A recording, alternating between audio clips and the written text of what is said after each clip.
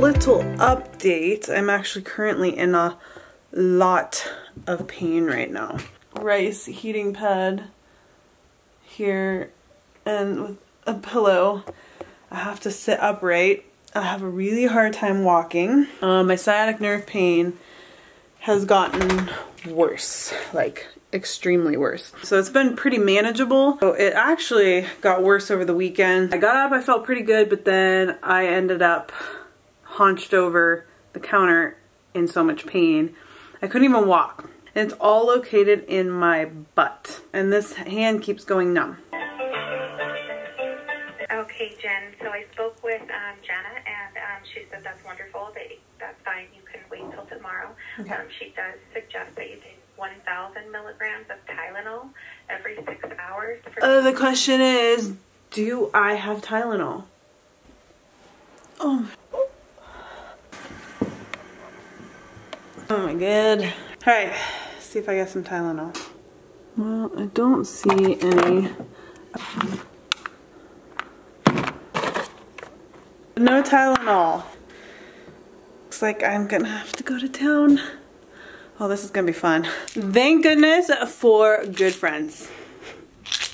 I did not have to go to the store. I took about 1,000 milligrams per my midwife. Started working and started feeling funny. Well, I don't remember the last time I took this stuff. Quite remember that acetaminophen makes you drowsy. I gotta lay down, and then I napped for 3 hours.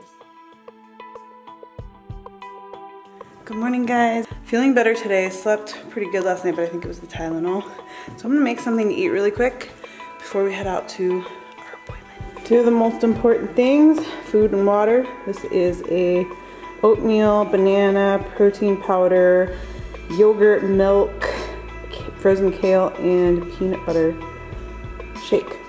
They're kind of cold right now. Yeah. Super stout. So we're gonna do left hand and all 3 fingers. The rate variability takes the time in between each pulse to give us an overall average of what your true resting heart rate is. Our goal is to see high variability. That means your body has good adaptability to stress, good energy reserves. So it'll tell us if your body's going between a fight or flight sympathetic state and parasympathetic resting state well, or if your body's getting stuck more so in one or the other. Oh, okay. So this one, these little sensors are just going to be placed along your spine, and it just reads electrical impulse from left to right.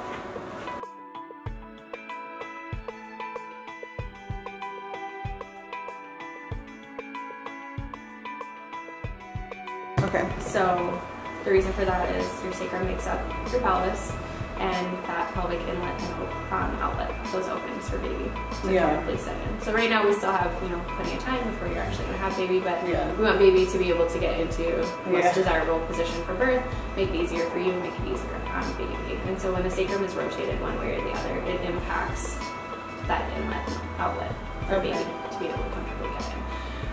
That affects your pelvic floor and all the muscles that attach to your pelvis. And it also affects your uterus. So there's ligaments that attach from your uterus to your pelvis. There's 4 that we really look at, and I give the example of that it's like a hot air balloon. So the balloon is your uterus, and then all those ligaments are those little ropes that come off. So when those are tight and they're pulling, it's going to distort the shape of your uterus, just like it would distort the shape of that balloon. And when that shape gets distorted, then it makes it uncomfortable and hard for baby to be in a good position because they're just kind of cramped in there. So we'll release some of those muscles and ligaments to help free up that space, remove tension and torsion in your body. And then I'll just kind of adjust as I go, working my way up. Hold this in place for your belly, and then just kind of walk your arms down. If you need to do a little adjusting, you can.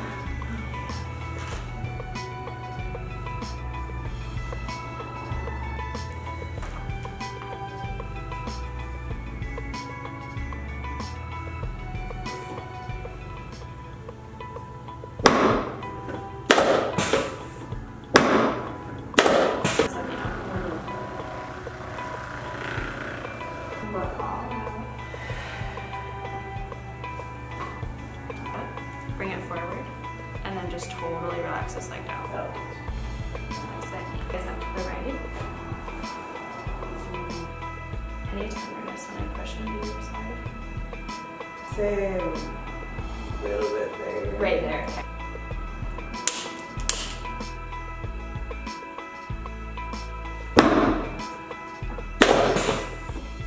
Back from the appointment, learned a lot from that. Already feel so much better. I was a little out of alignment, just the way things were. Not bad, but enough that it makes a difference. Okay, so I can actually walk normally now. I'm not like hunched over like a crippled like this. Yesterday and this morning I was like this, oh my God. We'll need follow-up appointments to really just keep making progress. So I have another appointment next week. So I'm just gonna keep up with these chiropractic and these adjustments. She is awesome. The whole appointment was awesome, and that's what she specializes in, is prenatal. So if any of you that are struggling with that, definitely I encourage you to talk to your doctor, talk to your midwife, talk to whoever, get a referral, get adjusted. Don't wait for tomorrow. Live for today. Keep chasing the sunshine and go out and play.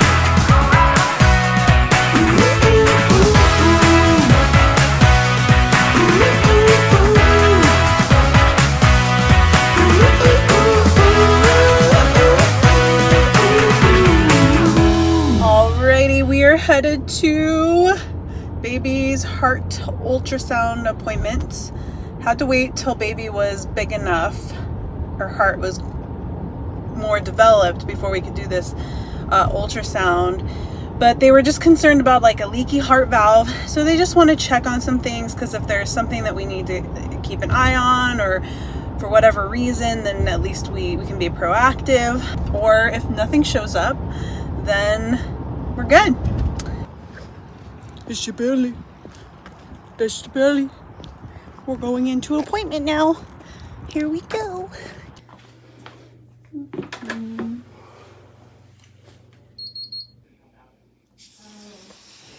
112/74. Hand in there. Finger sucker. Yeah.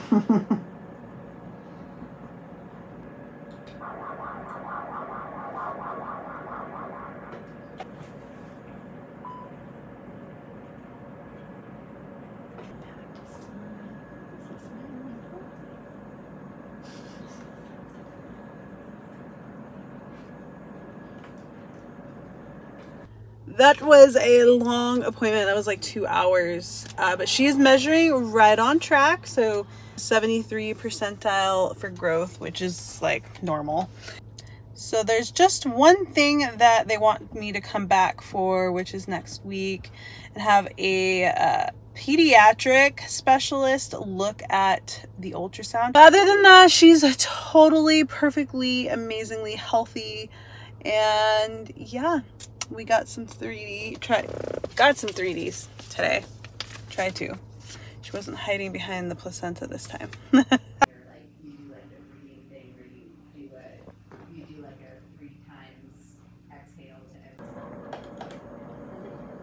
So your baby, everything is hooked up normally. So, Okay. you know, the valves are all where they're supposed to be. The ventricles are going to the correct arteries. There's no weird holes in your baby's heart. What Dr. Martinez and Linda were worried about is that your baby's aortic valve, which is right here, it's the valve that allows blood to go from the left ventricle into the aorta, is a little small. It's not terribly small. It's just mildly small. Mildly hypoplastic aortic valves. It could just mean that it's a bicuspid valve. Bicuspid aortic valves tend to go with other things though. So they can go with something called an aortic coarctation, which is where the aorta itself is a little too small. The thing we were perseverating about that we couldn't really see very well is just there's this other hole that every baby has called the foramen ovale, and your baby's just looks a little bit small for gestational age. That could be what's making the left-sided structures a little small, is that this itself could be a little restrictive. Best case scenario is that your baby's going to continue to grow all of her structures and that she's going to just have probably a bicuspid aortic valve, which again, most people live with just fine. Worst case scenario, we're like looking at an actual small aortic arch too, which would mean that you'd have to deliver somewhere where there's a surgeon to help your baby.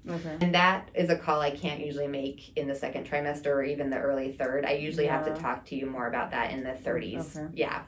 Ooh, today's the day. I'm taking my gestational diabetes test. Here's my drink. I gotta mix it in 10 ounces of water. Just going to do it in a shaker cup. I bought this offline when my midwife suggested this cane sugar one. I did not want to take the high fructose corn syrup because I don't do that kind of stuff. And I know it's gonna make me sick, especially that. So I think I'll do better with the cane sugar, but we'll find out. And we'll find out how this tastes. This is supposed to be like a hint of lemon, so it's supposed to be like lemonade.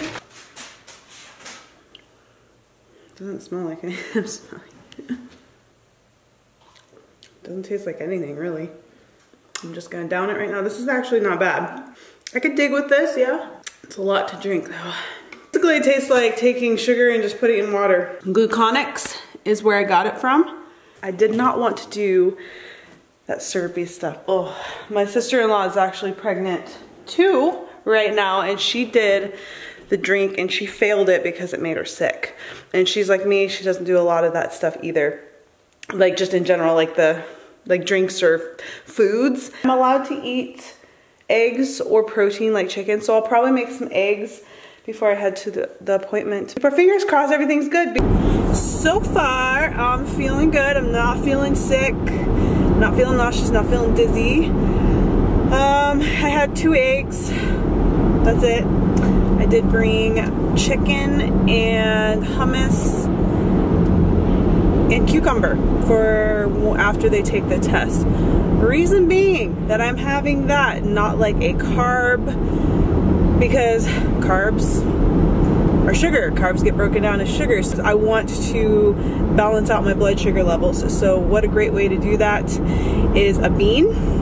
Hummus is made out of a chickpea, and chicken, protein. They help regulate blood sugars. So instead of me going spike and then coming back down and spike it again, we want to, it comes down and then we want it to mellow out, stable out. I feel more energetic than anything right now. I just feel very like a buzz, like I got caffeine or something. Kids, when you give kids sugar and they have too much sugar, they're like, nee. That's how I feel right now. I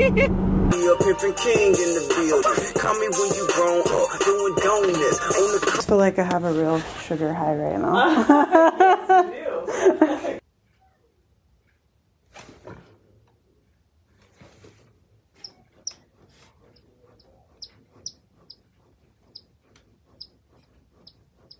Because pretty soon they start to run out of room. Yeah. Because I mean, you see a lot of people, and I get kind of caught up.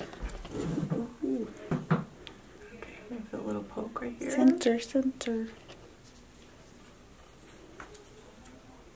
It's making me nervous. We will pan away. Ooh. There's like a cute little leg or foot or something right where you said that she loves it down there. Yeah. Her head's always down here. Down there. Okay, let's measure here to here. And right there. 28. It's perfect. 28. It's one centimeter off from like how many? You're 26 and something. So. Eating my hummus and chicken and cucumber. So I felt myself starting to come down from the sugar. Starting to get kind of that sick, hungry feeling. Like nauseous, not nauseous, but yeah, just ugh. Did a little shopping today.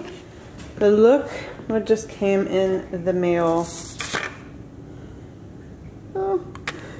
when we first appreciate how cute the packaging is. Oh, they're so little. Oh my god. Look at. Oh my god. It'll be a little bit before she fits into them, but they're so cute.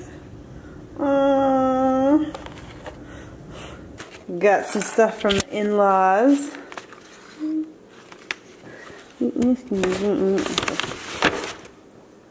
Aww. Mama's thinking ahead. Little pants. Oh, let's go with this. Yes. Oh my god, look at this dress.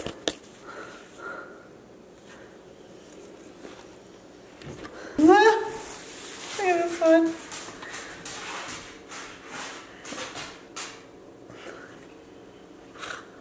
The little breeches.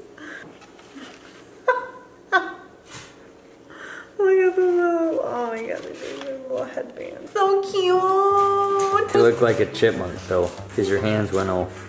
So cute! Oh. Get another gift here. We got the Hatch sound machine.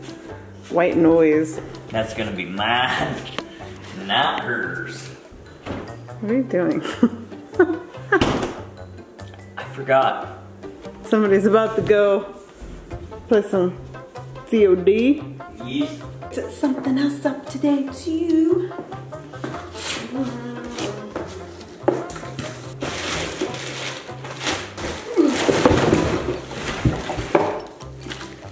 So we got the Nuna Pippa Light.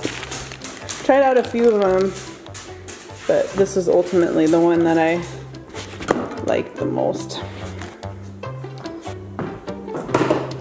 Oh, what? Oh, yes, she's only 2 weeks old.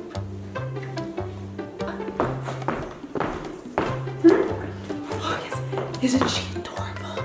Yes, this is my Nuna Pippa Light. What? Oh, yes, this is my Nuna Pippa Light. Isn't it? It's so light. Okay. Yeah, okay. All right. Jen approved.